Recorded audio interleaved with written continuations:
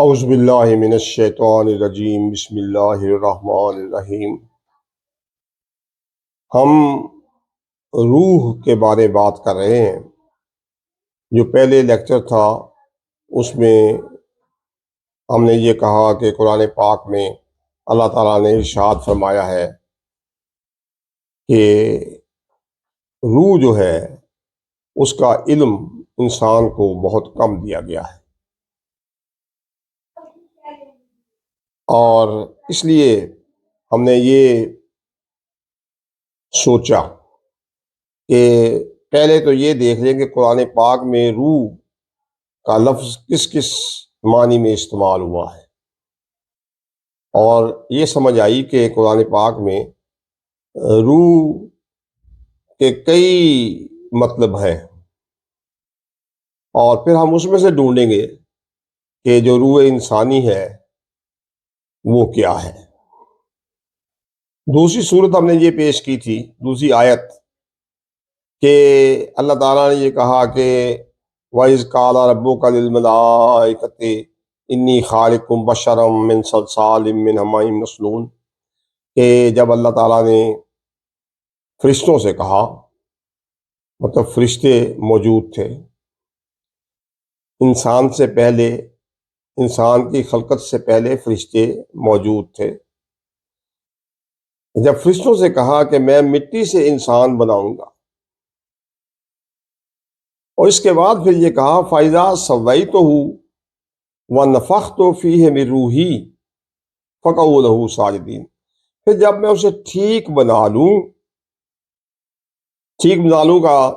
جو تفسیر میں نے دیکھی ہے وہ یہ لکھی ہے کہ پیدائش تمام زندگی بخش، یعنی اتنی ٹھیک اس طرح سے بنا لے کہ جسم پوری طرح مکمل ہو جائے۔ اس کا مطلب تو یہ ہوا کہ مٹی سے بنانا ہے اور مٹی کا جسم مکمل ہونا ہے، سارے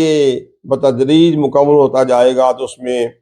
دل، ہاتھ، پاؤں، دماغ، آنکھیں، ٹانگیں، یہ سب کچھ بنیں گی،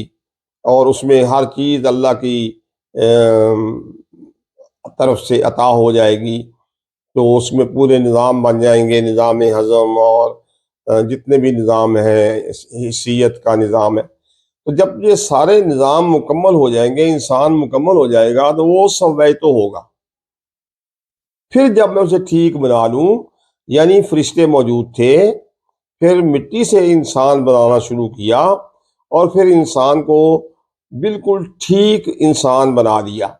یعنی مٹی کا انسان بنا دیا، انسان جس شکل میں اب ہم ہیں،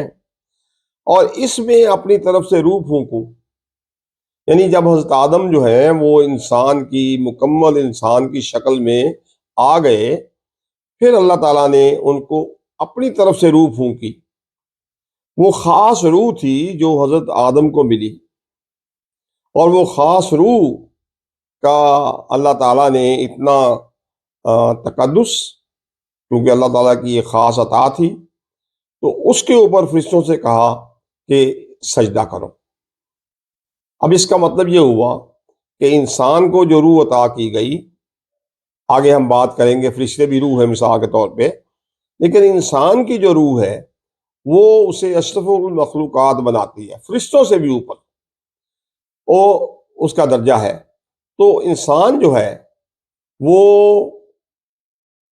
اس کی جو روح ہے وہ اس طرح ہے کہ اس کو فرشتے بھی سجدہ کریں، اور سجدہ کرنے سے ہم نے کہا تھا مطلب یہ ہے کہ وہ انسان کی مدد کریں، انسان کی زندگی میں، یہ اس کے بارے میں بھی ایک آیت ہے، وہ انشاءاللہ بات کریں گے۔ تو فرشتے انسان کی مدد کے لیے اترتے ہیں، انسان کی مدد کرتے ہیں۔ جیسے ہمیں پتہ ہے جنگ بدر میں بھی فرشتے آ گئے تھے،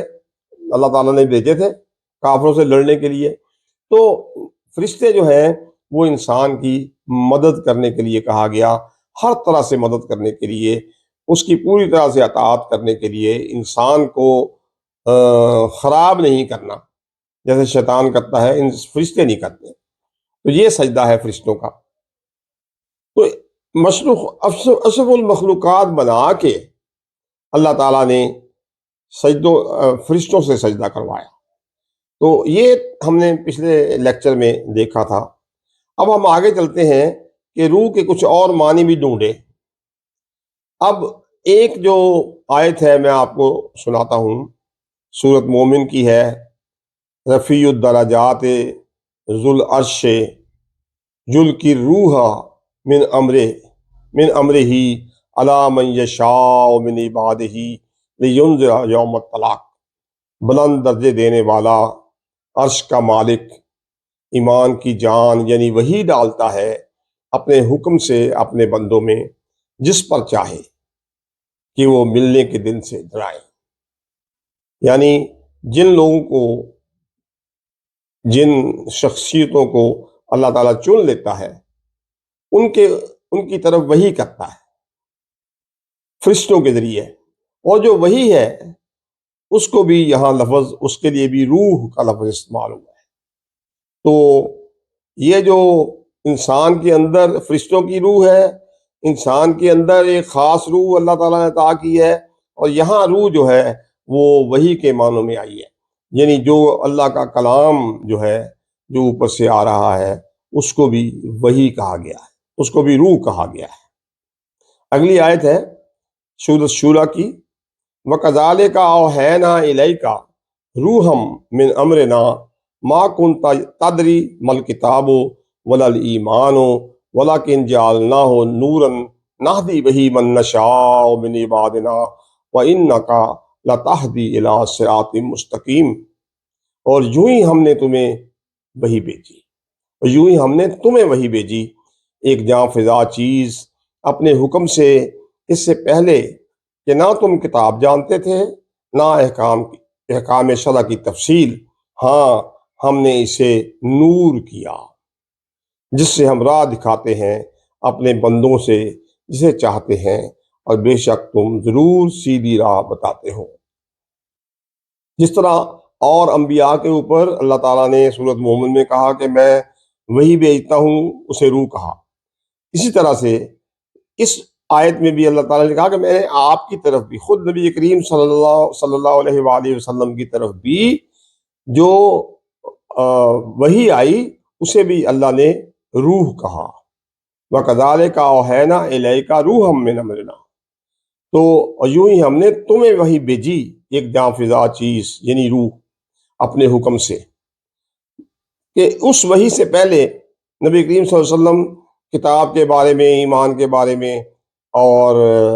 ان کو اس کا علم نہیں تھا، تو وہی سے ہوا۔ لیکن جعلناہ نورا نہدی بہ من نشاء، تو وہ وہی جو ہے وہ نور لے کے آئی، وہ روشنی لے کے آئی،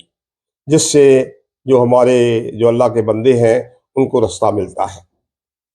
پھر سورۃ نحل کی ایک آیت ہے، يُنَزِّلُ الْمَلَائِكَةُ بِالرُّوحِ مِنْ أَمْرِهِ عَلَىٰ مَن يَشَاءُ مِنْ عِبَادِهِ أَنْ أَنذِرُوا أَنَّهُ لَا إِلَٰهَ إِلَّا أَنَا فَاتَّقُونِ۔ ملائکہ کو ایمان کی جان یہی وہی لے کر اپنے جن بندوں پر چاہے اتارتا ہے۔ اللہ تعالیٰ جو ہے وہ فرشتوں کے ذریعے، فرشتوں کے وہی جو ہے جن بندوں پہ چاہتا ہے اتارتا ہے کہ ڈر سناؤ کہ میرے سوا کسی کی بندگی نہیں، مجھ سے ڈرو۔ تو مطلب یہ کہ جو انبیاء کی طرف اور نبی کریم صلی اللہ علیہ وسلم کی طرف جو بھی وحی آئی اس کو بھی اللہ تعالیٰ نے روح کہا ہے۔ تو روح کا ایک معنی ہم نے پہلے دیکھا، اب روح کا دوسرا معنی یہ ہے وحی، جو وحی ہے وہ بھی روح کے معنی میں آتی ہے۔ تو اس کے بعد ہم مزید معنی ڈھونڈیں گے روح کے، اور پھر بات بنے گی کہ روح سے اصل مطلب، روح کو کہاں تک سمجھے ہیں۔ یہ قلیل جو علم ہے روح کا، قرآن کی روح سے یہ روح کے کیا کیا معنی ہے، جب یہ سمجھ آ جائے گی تو پھر انشاءاللہ آگے چلیں گے۔ بہت شکریہ۔